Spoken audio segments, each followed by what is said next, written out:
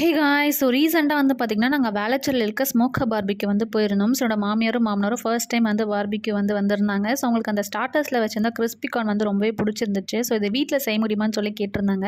So நான் already வீட்லயே வந்து பார்த்தீங்கன்னா, 2, 3 டைம் இந்த கிரிஸ்பி கார்ன் வந்து ட்ரை பண்ணியிருக்கேன். ஸோ நல்லாவே வந்திருந்துச்சு. ஸோ அதே மாரி மெத்தட்ல தான் வந்து இந்த டைமும் வந்து ட்ரை பண்ணியிருந்தேன். பட் பயங்கரமான சொதப்பல். ஸோ என்னாச்சுன்னு சொல்லிட்டு வீடியோட எண்ட்ல பாருங்க. அண்ட் இதுக்காக வந்து பார்த்தீங்கன்னா, 2 கார்ன வந்து நல்லா பீல் பண்ணி எடுத்துக்கிட்டேன். அதுக்கப்புறம் ஒரு 3 to 4 மினிட்ஸ் வந்து ஹாஃப் பாயில்ல குக் பண்ணிட்டு, அதுக்கப்புறம் வந்து corn flour, rice flower, salt and pepper இதெல்லாம் போட்டு நல்லா மிக்ஸ் பண்ணிவிட்டு நல்லா சூடாக இருக்க எண்ணெயில் போட்டு பொரிச்சு எடுத்தேன். ஃபஸ்ட் பேட்ச் மட்டும் நல்லா சூப்பராக கிறிஸ்பியாக வந்துருந்துச்சு. செகண்ட் பேட்ச் போட்டதும் எல்லாமே தெரிச்சிடுச்சு. கிச்சனே வந்து பார்த்திங்கன்னா ஒரு வழி ஆயிடுச்சு. அதுக்கப்புறம் என்ன ஃபஸ்ட் பேட்ச்சில் கிடைச்சதை மட்டும் வச்சு அப்படியே டெக்கரேட் பண்ணி கொடுத்துட்டேன். ஸோ இது கூட வந்து மிளகாத்தூள், சாட் மசாலா, சீரகத்தூள், அதுக்கப்புறம் சால்ட் கொஞ்சமாக போட்டுக்கிட்டேன். அதுக்கப்புறம் கொரியாண்டர் நல்லா ஃபைனாக சாப் பண்ணி அதையும் போட்டுக்கிட்டேன். அப்புறம் வெங்காயமும் நல்லா ஃபைனாக சாப் பண்ணி அதையும் போட்டுக்கிட்டு லெமன் ஜூஸை புழிஞ்சி அப்படியே டெக்கரேட் பண்ணி கொடுத்துட்டு கிச்சனே தடயமே இல்லாமல் க்ளீன்